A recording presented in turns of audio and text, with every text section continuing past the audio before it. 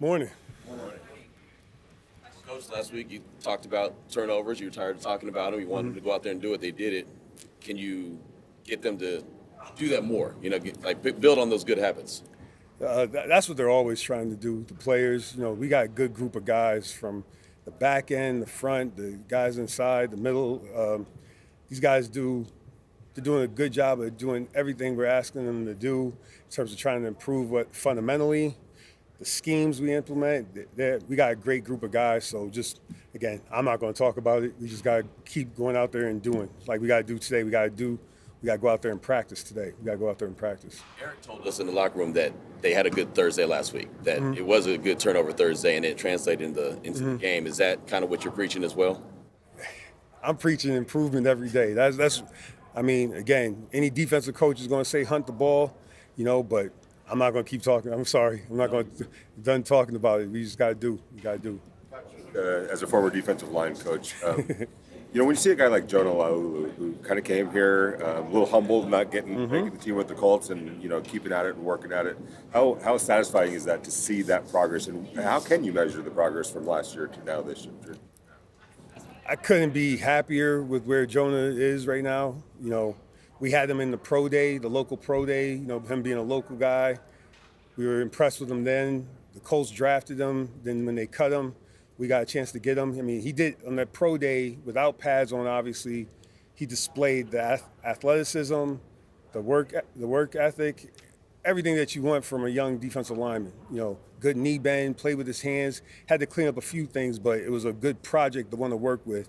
Then when he got here, he was quiet at first, but you could see all the flashes and just say, sometimes, like with Robbie and his group, just instilling some confidence in him to make sure he understands that, like, you could be a guy. You could be a guy. You have all the tools. And then, like I've always said, these young players, they got to make a decision because you really don't have anything else to do. It's not college. You don't have class. You don't have anything else to do, so you got to make a decision. How far do I want to take this professional football player thing? And you got to make a decision how much you're going to commit to it. Thankfully, he has the skill set, and he just works really, really hard, and he's not satisfied. So, I mean, it's one of those stories that you're like, we'll see where it goes from here, but you're very happy with the progress right now. What makes Travis Kelce such a matchup problem for teams? One, he's going to have a gold jacket, obviously. So savvy, and then with all the experience he has, he's seen all the different types of ways people try to cover him.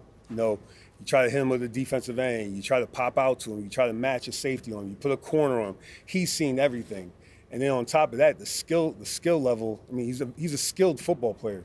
I mean, everyone wants to talk how smart and savvy he is, but he's skilled. I mean, this guy, he catches everything. He has good body control. He obviously has a great rapport with the quarterback. And then, he goes in there and he's willing to show the blocking and things of that nature. He's physical on the perimeter. I mean, I don't know how much – I've never coached – well, I did coach tight ends at University of Richmond. But, I mean, he's just got everything you're looking for. And he's a competitor. I mean, he's one of the fiercest competitors in the league, so good player. You have a versatile group of defensive ends. How does their versatility help you combat the mobility of Patrick Mahomes? It's good to have speed on the field, definitely there. And then when guys have flexibility, whether they're dropping the coverage or rush or peel at the back or things of that nature, it allows for you to try to change it up for Mahomes. But again, now you're getting to the point where Mahomes, he's seen everything too. Plus, his skill set, he's a great football player. Just good quarterback, very good quarterback, but he's a great football player. He's fun to watch out there on the field. So to combat it, you're trying to keep him contained and keep him from making the big plays, but it's hard. Everybody, all 31 other teams are trying to do that, so it's hard. What did you say about Devin White's, but I guess resurgence in that game against the Titans, what he did there, and just how much he's kind of refound his love of the game? You have to talk to him about the love of the game. I know he's a pleasure to be around, so and that might speak to the love of the game there. But in terms of what he did in the game, he did everything we asked him to do. We asked him to press blocks. those first 3 plays of the game were really impressive to me. Came downhill, pressed there was a pair over there, tight ends over there. He pressed that, allowed for us to make the tackle. The second play, I think he scraped over the top. And then the third play on the third down, he scraped over the top and got the TFL. So things that linebackers need to do, he was doing that. He was doing it fast and physical while listening to me in his ear with the green dot. So, I mean, it was impressive. But, there's still room to grow. They'll all tell you that. But I was happy for him to have a good game last week. But he was already on to the next one that night. When I tried to text him and say, good game, he's like, on the next one, we got a lot to do. So. The interior of the defensive line is always important, but Mahomes likes to escape up the gut a lot. So how much more emphasis will have to be on that position this week? A lot. It takes a full group, not even just the 11 on the field. It takes, the guys on the sideline seeing what they're seeing when they sub in. But the interior part, any elite quarterback, they could care less about edge rush. Like if you, I'm talking about poor edge rush when it's just running past them. They just step up in the pocket. I learned that quick when I transitioned from college to the pros, and you're watching Peyton Manning and Tom and those guys maneuver in the pocket. Any quarterback in this league, you got to affect them through the middle, and we got some guys that are stout in there for the run game. They have some quickness to be able to get on edges. We're just trying to get to that spot to make them uncomfortable. But that's most elite quarterbacks in the league. They're not looking to go out the back of the pocket. That's where the monsters are. I mean, I wouldn't go back there. If they're running 4.6s and they're 260 pounds and 6'5", I mean, you go back there if you want to. I mean, that's not – I'm sure the ownership doesn't want them doing that. All set? Thank you. Thank you, Thanks, man. Coach. Good. Chip, we saw Jacoby Myers pop up on the injury report with like a knee and toe injury. Is there any concern level of you guys not having him? I think at this time a lot of guys are banged up. I remember Jason Kelsey telling me a long time ago that the injury percentage of an NFL football player is 100. So everybody's going to get hurt. But he should go today, so we'll see how it goes. Chip, on Geno's interception, it seemed like it was more of a total breakdown more than anything that Geno necessarily did. Yeah, we had a protection breakdown. There was a guy coming from his left, actually a guy coming from his right. So he didn't have enough time to really set his feet. But we always talk about that. Interceptions aren't always on the quarterback. They're on everybody. So we got to protect it better. We had a miscue with the route.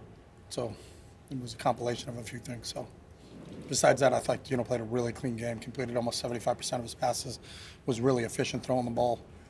Did a nice job, especially got to his fourth read on a touchdown pass to Mike. So I was really happy with how Geno played.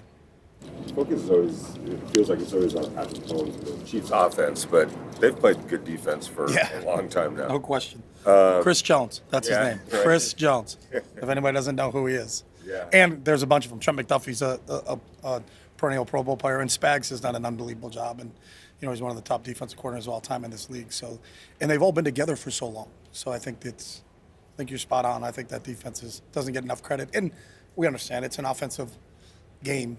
And so the Mahomes and the Kelseys, who deserve it too, but they got some really good players and really good coaches on that side. What is the challenge of going against the Spags defense? I think with Spags is that he does everything, but he does everything well. There are some people that try to dabble in everything, and they're not good at anything. But he has a way, in whatever his system is, that their players truly understand what they're doing. They work in sync all the time. Linebackers will drop as deep as defensive backs. Defensive backs will play up front. I think they can mix and match who's playing what positions. You'll see a linebacker as a D lineman. It all fits together when you watch the tape of the 11 guys all working in unison. But then one of the things that struck us when I'm just looking at the depth chart overall is how many years everybody's been there with him. And Bolton's been there for a while. Tranquil's been there for a while at linebacker. Chanel's playing really well at linebacker. Chris has been there for a while. Karlaftis, another Pro Bowl player at the other defensive end to go along with McDuffie and the guys in the back end. So they all are. It's really, really well coordinated. They'll give you some blitz zero, but they don't do it all the time. They'll give you some cover two. They don't do it all the time. They'll give you middle close cover three. They don't do it all the time. They'll give you some man, but they don't do it all the time. They really give a lot of different looks and do them all very well. So it's tough to say, hey, when we get to this area of the field, this is all we're going to get, because he's so varied in what he does and his approach. That's what makes it difficult. The variety of what he can come after you with, there's a lot of it. So our guys got to be prepared for everything. Going back to Jacoby, his numbers has gone down over the last 3 weeks. Is it because how defense are playing against him? Like, what do you think? It's a combination of that. I think we've run the ball a little bit more in the last 3 weeks. So when you're running the ball, you're not throwing the ball, so you can't run and throw at the same time. So it just depends on what the game plan is and where we are. You know, some of the games, the Chargers game when we were behind, we threw the ball a lot more in that game just because it was a 2-score game and we're trying to get back in the game. So a lot of it sometimes ends up being a byproduct of the game. When you're in a close game like you were against the Bears or up like you were against the Titans, you're obviously going to run the ball more than you throw the ball. So I don't look at it on a week-to-week basis. I look at it over the season. And, you know, he's obviously our wide receiver one. And, you know, I know everybody that faces us and the coverage and the attention that he commands. I think everybody else in the league knows that too. And Go ahead. speaking of talking about Ashton Jeanty, just like what has stood out to you over these last few weeks? Do you see him getting more comfortable? Yeah, I think any rookie at this point in time is just getting more comfortable. We're all a byproduct of our experiences, and the more snaps he gets, you know, he didn't play a ton in preseason. You know, in the off-season program, it's not live. You know, so the real action started when we started to play the Patriots, and you know, you've seen him steadily improve from week 1 to 2 to 3 to 4. And that will hopefully that improvement continues as long as we go through this whole season, because the more experience he gets, the more reps he gets, the better he becomes, which is a great thing about him. He's a real coachable guy, and it's just a matter of getting him as much experience. That's the case for all rookies, and he's taking advantage of the reps he's getting, and you can see his improvement from week to week. This is probably the loudest environment you'll be in so far this season. How do you prepare for that? Yeah, I mean, well, Pete cranks music, but really, really loud, you know, when we're out there, so that, you know, you really have to rely on hand signals a lot.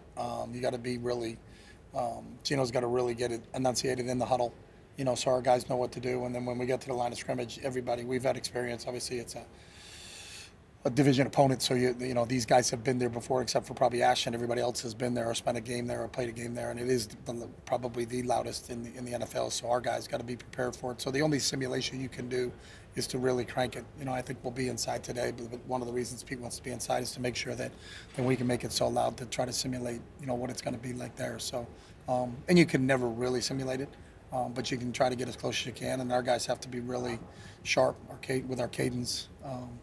With our communication and making sure we're all on the same page. Chip, I know you've dealt with this in college now in the NFL, but bringing the challenge of sometimes bringing a freshman or a rookie along while also trying to win games. There can be some kind of not a fine line, but a challenge to that. Is there a challenge to it, and what is? Yeah, for all, whether you're a freshman or whether you're a rookie, as I said earlier, you're a byproduct of your experiences. You just don't have the experience. Just because you haven't been there, that doesn't mean you're not talented, you're not capable. It's just, you know, you don't have that bank of memories and plays and reps to kind of fall back on. But you just got to go with what you got. You know, the one difference between college and the NFL is the depth of your roster. So it's hard to say, hey, we're going to sit a guy and let him develop over time, because everybody's got to play on game day. You carry 3 running backs on game day. You carry 4 or 5 receivers. You know, when you think about that, you know, you're playing in a game and you have some 4 receiver sets and you have no subs. So if they go down, if you have 2 tight ends in the game, there's only 1 tight end on the bench.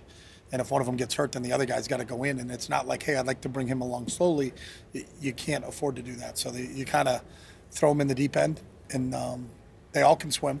You know, some swim better than others, but they continue to get better and better. As I alluded to earlier with Ashton, I think you can see improvement on a weekly basis, and he'll continue to grow because he is so talented. So, you know, I think that's part of it. 2 of those receivers that you're talking about are rookies. Of the 4 wide receivers are rookies. How are they coming along? And Same thing. They're in the same boat. The 3 of those guys, you know, Jack and Dante and Ashton. Obviously, Ashton has got a lot more reps, obviously deserved reps, you know, at that spot, but because we have a little bit of depth with Trey and Jacoby out there. So it's the same thing for all those guys. It doesn't matter what position you are. When you're a young player in this league, it comes at you fast. You know, you look at Cam, and I think Cam Ward for the Titans is going to be a really good quarterback in this league. But, you know, I know how hard it is to play quarterback when you're a 10, 12-year veteran in this league. And to see him come in as a rookie and actually function and operate, you can say, wow, that's impressive, because, you know, there's a lot of things that defensive coordinators are throwing at people nowadays, and to be able to decipher it all while the play clock's going down and the crowd noise and all the other things is that's a pretty tough task. So, you know, for anybody that's playing as a rookie, whether you're an O lineman, a running back, a receiver, quarterback, whatever, my hat's off to you, because this is hard.